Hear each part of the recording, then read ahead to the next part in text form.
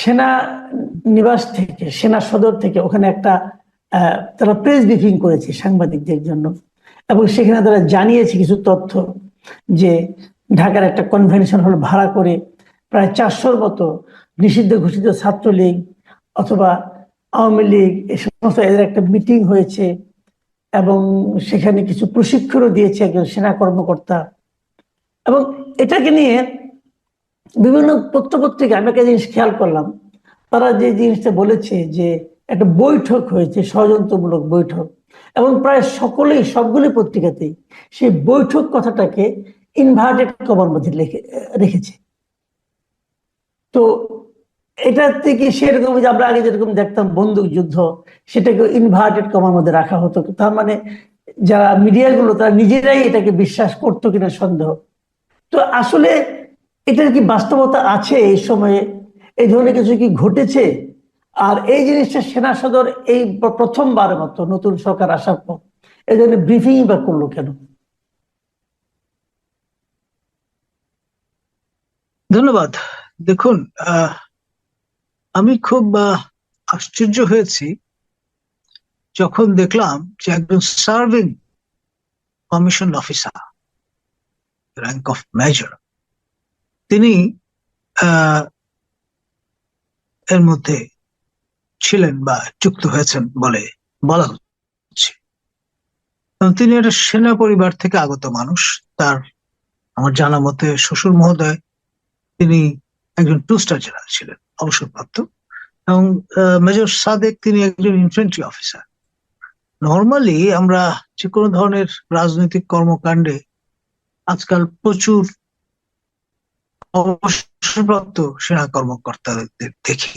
তার মধ্যে এমনও পাওয়া যেতে পারে কেউ অব্যাহতিপ্রাপ্ত, কেউ অবসরপ্রাপ্ত, কেউ বরখাস্ত। কারণ সেনা কালচার অনুসারে যেই প্রক্রিয়ায় আপনি বেরিয়ে যাচ্ছেন সেটা কিন্তু ব্র্যাকেটে লিখতে হয়। অবসরপ্রাপ্ত হলে অবসরপ্রাপ্ত, অব্যাহতিপ্রাপ্ত হলে অব্যাহতিপ্রাপ্ত, বরখাস্ত হলে বরখাস্ত ব্র্যাকেটে লিখতে হয়। তো এখানে ফর দ্য ফার্স্ট টাইম আমরা দেখলাম যে একজন সার্ভিং অফিসার, আমার জানা মতে তিনি রামুতে যে আমাদের নতুন যে ক্যান্টনমেন্টটি হয়েছে কক্সবাজার রিজিয়নে, সেখানে কর্মরত ছিলেন। এবং সেখানে 90 দিনের বেশি সময় ধরে তিনি অনুপস্থিত। তো এই স্ট্যাটাসের মানুষকে নর্মালি সেনা কালচারে ডেজার্টার হিসেবে ধরে নেওয়া হয়। তো এই যে প্রশিক্ষণ দিচ্ছেন সেই কারণে তাকে যে অ্যাটাচ করা হয়েছে, এটা বাদে প্রাথমিকভাবে তিনি যেহেতু কাইন্ড অফ ডেজার্ট একটা আবহের মধ্যে ছিলেন, সেই কারণেই তাকে প্রথমত আপনার একটা প্রক্রিয়ায় ফেলবার কথা। যতটুকু জানা গেছে লগ এরিয়াতে তিনি অ্যাটাচমেন্টে আছেন এবং এটি এরিয়া কমান্ডারের দপ্তরে অবস্থিত। এখন আপনার ডেজার্টার যখন শহীদ জিয়ার যে হত্যাকাণ্ড হয়েছিল, সেখানে যদ্দূর মনে পড়ে একজন সেনা অফিসার মুজাফফর তিনি অ্যাবসকন্ডিং। এরকম গোটা দুয়েক ব্যক্তির কথা আমরা শুনেছি বঙ্গবন্ধু হত্যাকাণ্ডের পরে তারা অ্যাবসকন্ডিং। তো এই যে ডেজার্টার বা অ্যাবসকন্ডিং স্ট্যাটাসের মানুষজন, তাদের সেনা কালচারে যেটা হয়, আপনার কোর্ট অফ ইনকোয়ারি হয় এবং কোর্ট মার্শাল হয়। তাতে 7 বছর থেকে 12 বছর পর্যন্ত কারাদণ্ড হতে পারে এবং তাকে হয়তো বের করে দেওয়া হয় সেনা এই বাহিনী থেকে বা নৌবাহিনী থেকে বা বিমান বাহিনী থেকে, তিনি সংশ্লিষ্ট যে বাহিনীর অফিসারই হন না কেন। এখন একজন মানে অনেক সময় হয় কি, দুটি বিষয়। একটা হচ্ছে অনেক সময় একটা ন্যারেটিভ তৈরি করা হয় দৃষ্টি ভিন্ন খাতে প্রভাবিত করবার জন্য। এই ধরনের ন্যারেটিভ আমরা পাকিস্তান আমলে দেখেছি। এমনকি এই মুক্তিযুদ্ধ চলাকালীন সময়ে আপনার মেজর জলিল, তার একটা ছবি অবজারভারে, পাকিস্তান অবজারভারের ব্যাক পেজে চেপে দেওয়া হয়েছিল এবং লম্বা লম্বা চুল, চেহারা, মানে সেনা যে সংস্কৃতি, অর্থাৎ আপনি চুল ছোট রাখবেন, তার বদলে হিপ্পি টাইপের চুপ ছিল সেই ছবিতে, এবং একটা টন্ট করে লেখা হয়েছিল major of Muktibahini hippie style, মানে এরকম টন্ট করা হয়েছিল জলিলের ছবি ছেপে দিয়ে। তো এই ধরনের ন্যারেটিভ অনেক সময় তৈরি করার চেষ্টা হয়। আর আপনি খেয়াল করে দেখবেন, এটা বেসামরিক হোক সামরিক হোক, আপনার প্রেস নোটের যে ভাষা সেটি কিন্তু একই টাইপের। কিছু বিচ্ছিন্ন ঘটনা, দুষ্কৃতকারী, নানান রকমের ডেসক্রিপশন প্রদান করা হয়। তো ফলে সেটা এর মধ্যে এক ধরনের আড়ষ্টতা থাকে, এবং সেটি ওই আড়ষ্টতার কারণে নানা রকম সন্দেহের জন্ম দেয়। এখন ধরুন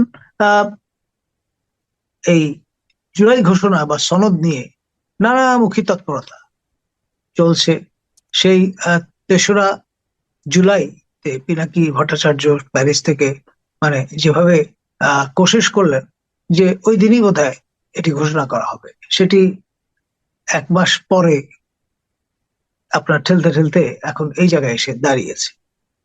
এখন এই জুলাই ঘোষণার বিষয়টাকে দৃষ্টির আড়াল করবার জন্য কোনো কোনো মহলের পক্ষ থেকে হয়তো এরকমের একটা ন্যারেটিভ হাজির করার বা কুক আপ করার চেষ্টা থাকলেও থাকতে পারে, এরকম একটা সন্দেহ অনেকের মনে আছে। কিন্তু আমার আমার আমার যে প্রশ্নটা সেটা হলো, যে সেনা সদরের থেকে যে প্রেস ব্রিফিংটা করা হলো, সেখানে যে জিনিসটা বলা হলো যে একটা কনভেনশন সেন্টারে তারা মিটিং করেছে এবং সেখানে প্রশিক্ষণ দেওয়া হয়েছে, এগুলো নিয়েও আমার বক্তব্য না। আমার বক্তব্য অন্য জায়গায়।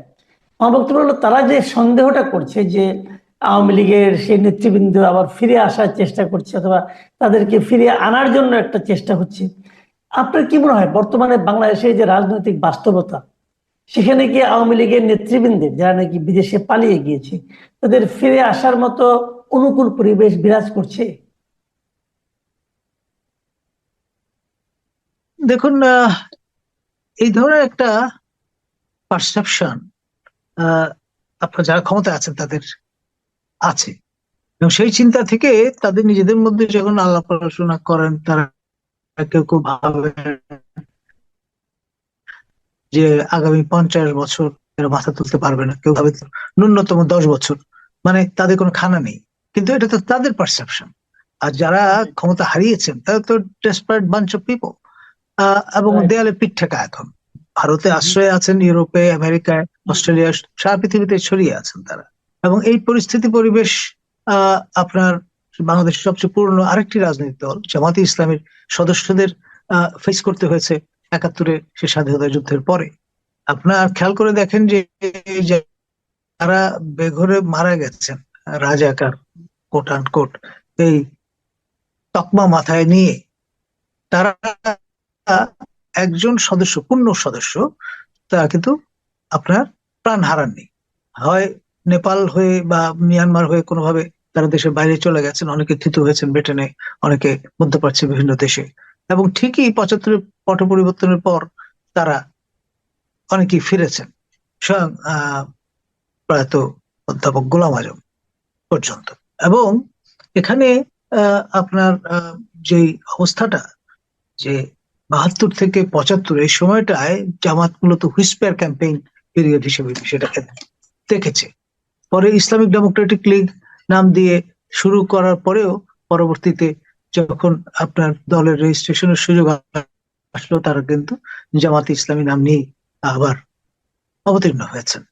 তো আওয়ামী লীগকে নিয়ে নানা রকম চিন্তা ভাবনা কিন্তু অনেকের মধ্যে আছে। কেউ কেউ ভাবছেন যে রিফর্মড একটা আওয়ামী লীগ হবে, অনেকে ভাবছিলেন যে দ্রুততম সময়ের মধ্যে আপনার সাবির হোসেন চৌধুরী এবং সাবেক মন্ত্রী পরিকল্পনা মন্ত্রী মান্নান সাহেব যে জামিন পেয়ে গেলেন, নিশ্চয়ই এরকম একটা প্ল্যান আছে যারা ক্ষমতা আছেন তাদের। আবার কেউ কেউ ভাবলেন যে বাংলাদেশের প্রথম প্রধানমন্ত্রী প্রয়াত তাজউদ্দিন আহমেদের তনয় এবং তনয়া, তারা মাননীয় প্রধান উপদেষ্টার সঙ্গে মিথস্ক্রিয়ায় লিপ্ত হয়েছেন, সুতরাং এটা একটা লিওয়ে হতে পারে। আরেকটা বিকল্প, কেউ কেউ আবার মালিক উকিল সাহেব আওয়ামী লীগের প্রেসিডেন্ট ছিলেন একসময়, তার পুত্র খেলান উকিলকে নিয়ে এরকম চিন্তা ভাবনা করেছেন। তো ফলে এই নানামুখী চিন্তা ভাবনা বাজারে বিদ্যমান। এটাগুলো এক ধরনের রিফর্মড আওয়ামী লীগ তৈরির চেষ্টার চিন্তা। কিন্তু এর পাশাপাশি আবার ওই যে নর্মালি যেটা হয়, যখন অন দ্য রান থাকে একটা দলের একেবারে পেটানো নেতাকর্মী সমর্থকরা শীতনিদ্রায় প্রবেশ করে এবং পরবর্তীতে যার নেতৃত্বে যার তাদের আস্থা, তিনি যদি আপনার কোন রকমের অনুপ্রেরণা যোগান, তখন কিন্তু তারা ঘুরে দাঁড়ানোর চেষ্টা করে। এবং আওয়ামী লীগের ক্ষেত্রে বিষয়টা কিন্তু তাই দাঁড়াচ্ছে এখন। গোপালগঞ্জ হচ্ছে আই ওপেনার। আপনার সরকারি সূত্র অনুসারে 5 জন মৃত্যুবরণ করেছেন, অসমর্থিত সূত্র অনুসারে প্রায় 50 জন প্রাণ হারিয়েছেন। তো যে পরিমাণ রেজিস্ট্যান্স ফেস করতে হয়েছে একেবারে well trend world class Bangladesh সেনাবাহিনীর সদস্যদের আত্মরক্ষার্থে কোট আনকোট লাইভ অ্যামুনিশন ব্যবহার করতে হয়েছে। তা না হলে এখানে এক মিনিট যাদের আপনাকে একটু প্রোটেকশন তারা থামাচ্ছি, দিচ্ছিলেন, এই একটু যে থামাচ্ছি আপনাকে আমি, যে কালকে কিন্তু ব্রিফিং এ ওই যিনি কথা বলেছেন ব্রিগেডিয়ার সাহেব, তিনি কিন্তু এই কথা গুরুত্ব দিয়ে বলেছেন যে গোপালগঞ্জে কোনো ধরনের প্রাণঘাতী অস্ত্র ব্যবহার করা হয়নি। তাহলে তারা মারা গেল কিভাবে? দেখুন, মানে ওই যে আমি বললাম না যে মানে এ ধরনের ন্যারেটিভ নানান রকম আড়ষ্টতা থাকে। এখন এখানে যে ব্যাপারটি লক্ষণীয় সেটি হচ্ছে আপনার এই যে এনসিপির শীর্ষ নেতৃবৃন্দ, তাদের জীবন সংশয় একটা অবস্থা। সেজন্য সাজোয়া জানের মধ্যে মানে এপিসির মধ্যে আশ্রয় নেওয়ার পরেও সে আশঙ্কাটা থেকে গেছিল যে তারা মুভ করতে পারবেন না। সেই পরিস্থিতিতে আত্মরক্ষার অফিসিয়াল যে স্টেটমেন্টটা সেটা ব্যবহার করা হয়েছে এবং সেই জন্য লাইভ অ্যামুনিশন ব্যবহার করা হয়েছে। এখন কোন ধরনের অস্ত্র তারা ব্যবহার করেছেন, 7.62 রাইফেল না অন্য কিছু, সেটাতে আমি যাচ্ছি না, কিন্তু এন্ড রেজাল্ট হচ্ছে মানুষ মৃত্যুবরণ করেছে। প্রতিটি মানুষের স্বাভাবিক মৃত্যুর অধিকার আছে, পৃথিবীর যেই দেশের নাগরিক আপনি হন না কেন, বাংলাদেশ তো বটেই। এখন গোপালগঞ্জের যে রেজিস্ট্যান্স, এটি কিন্তু ঘুরে দাঁড়ানোর বার্তা প্রদান করেছে ঠিকই, র্যাঙ্ক এন্ড ফাইল সেই পার্সপেক্টিভ। এবং এই যে পুরুষ শূন্য হয়ে যাওয়া একটা জনপদ, এটা তো খুব ভালো বার্তা বহন করে না। ফলে অনুমান করেই নেওয়া হয় যে পুরুষ শূন্য আপনার জনপদে নারীরা নিগৃহীত হবেন, সেই সুযোগটা তস্কররা নিয়ে নিতে পারে। তো সেটি কিন্তু খুব বেশি দিন আগের ঘটনা নয়। তারপরেই আমরা দেখতে পাচ্ছি এই বিষয়টা। ফলে ব্যাপারটা দাঁড়াচ্ছে সেটি হচ্ছে আপনার এখানে মনে রাখতে হবে আরেকটা বিষয়। জুলাই হচ্ছে আপনার এই তরুণ তুর্কি নেতাদের আর এবং তাদের অনুবর্তী যারা তাদের, আর অগাস্ট হচ্ছে আওয়ামী লীগ এবং তার অঙ্গ সংগঠনগুলো। শোকাবহ অগাস্ট মাস, সেটি কিন্তু তারা রিচুয়ালি অবজার্ভ করা শুরু করেন 1 অগাস্ট থেকে। এখন এই সময় স্লোগানটা থাকে ওটা এইরকম যে শোককে শক্তিতে পরিণত করতে হবে। তাদের মধ্যে 2 জনের নাম আমি বলবো, বঙ্গবীর কাদের সিদ্দিকী এবং প্রয়াত মোস্তফা মহসিন মন্টু। তারা কিন্তু এই 75 পরবর্তী যে রেজিম, তাকে চ্যালেঞ্জ করে প্রতিরোধ যুদ্ধ গড়ে তোলবার একটা প্রক্রিয়া শুরু করেছিলাম আমাদের উত্তরের ময়মনসিংহের গারো পাহাড়ের লোকজনকে নিয়ে। এত্তিক, গারো, হাজং তাদেরকে মোবিলাইজ করে ফেলে সশস্ত্র সংগ্রাম শুরু করে দিয়েছিল। এখন আপনার সেখানে স্টেটসম্যানশিপ থাকলে বিষয়টা একরকম ভাবে ক্রিয়া করে, সেটা আমরা প্রত্যক্ষ করলাম। প্রয়াত জিয়াউর রহমান, তিনি ইনিশিয়েটিভ নিয়ে প্রতিবেশী রাষ্ট্র ভারতের অর্থনীতির সঙ্গে কথা বলে, যারা বেলিজারেন্ট তাদের সঙ্গে কথা বলে তাদেরকে কিন্তু সসম্মানে উইথ ডিগনিটি এন্ড রেসপেক্ট তাদের কিন্তু দেশে ফিরিয়ে নিয়ে এসেছিলেন। এবং সেই কারণে একটা ইনসার্জেন্সি থেকে বাংলাদেশ এই বিপদ থেকে বেঁচে গিয়েছিল। এখন আমাদের যারা এখন দায়িত্বে আছেন তাদের কি সেই স্টেটসম্যানশিপ আছে? আমি তো এই প্রশ্নটা তুলবো। যদি তারা আপনার প্রেসিডেন্ট জিয়াউর রহমানের ওই স্টেটসম্যানশিপের স্পিরিটটা ধারণ না করেন, তাহলে কি দাঁড়াবে? একটা প্রটেক্টেড আপনার গেরিলা ওয়ারফেয়ারের দিকে কিন্তু ওই ঝুঁকিতে পড়ে যাবে বাংলাদেশ। আপনার যে ইলেকটোরেট, যে সাইজ আওয়ামী লীগের 14 দলের এবং জাতীয় পার্টির, আপনি তাদেরকে ইগনোর করতে পারেন না। Almost 50% of the population. এখন গেরিলা ওয়ারফেয়ার কন্ডাক্ট করার জন্য মাস সাপোর্ট ইজ নেসেসারি, এবং সেটি প্রদান করবার পর্যাপ্ত আপনার উপকরণ কিন্তু মাঠে আছে। এক ধরনের ফ্রাস্ট্রেশন কাজ করছে, মানুষের প্রত্যাশা ছিল গগনচুম্বী, সেখান থেকে সে ড্যাশড হয়ে মর্তে নেমে এসছে। এখন সবাই কাউন্টডাউন যে কবে যাবেন প্রফেসর ইউনূস প্যারিসে ফিরে, সেই চিন্তাটা অনেকের মাথায় ঘুরপাক খাচ্ছে। আর দ্রব্যমূল্যের ঊর্ধ্বগতি, তারপরে আপনার একই স্টাইলে আপনার খেয়াল করে দেখেন সমুদ্র বিজয় নামে নানান রকমের উপাখ্যান আমরা দেখেছি। মিয়ানমারও উদযাপন করছে সমুদ্র বিজয়ের আপনার উৎসব, বাংলাদেশও করছে। একসঙ্গে তো একমাত্র যৌন ক্রিয়া ছাড়া আর কোথাও কিন্তু উভয় পক্ষ একত্রে উইন উইন সিচুয়েশনে যেতে পারেন না, এটা বায়োলজিক্যাল সায়েন্স বলে। তো ফলে এখানে এই যে কাণ্ডটা হয়েছে, এই ট্রাম্প মহোদয়ের যে শুল্ক, সেটি নিয়েও কিন্তু একটা বাহাদুরি করবার চেষ্টা, যে 20%-এ নামিয়ে আনা হয়েছে। এখন অ্যাট হোয়াট কস্ট? আগের 15% তো আছে, প্লাস 20, 35, তো বেশ বেশ তাই ছিল।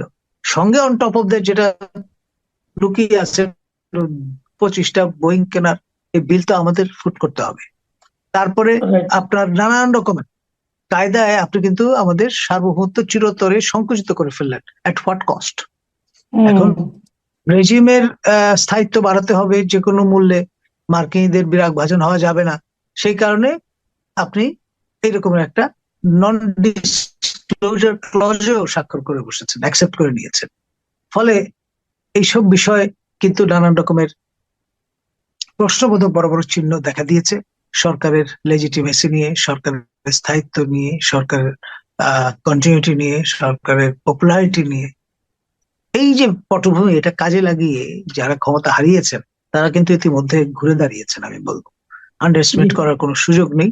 এবং যদি স্টেটসম্যানশিপের পরিচয় আমাদের বর্তমান ক্ষমতাসীনরা দিতে না পারেন, আমার মনে হয় একটা প্রোটেক্টেড গেরিলা ওয়ারফেয়ারের ঝুঁকির মধ্যে আমরা পড়ে যাব।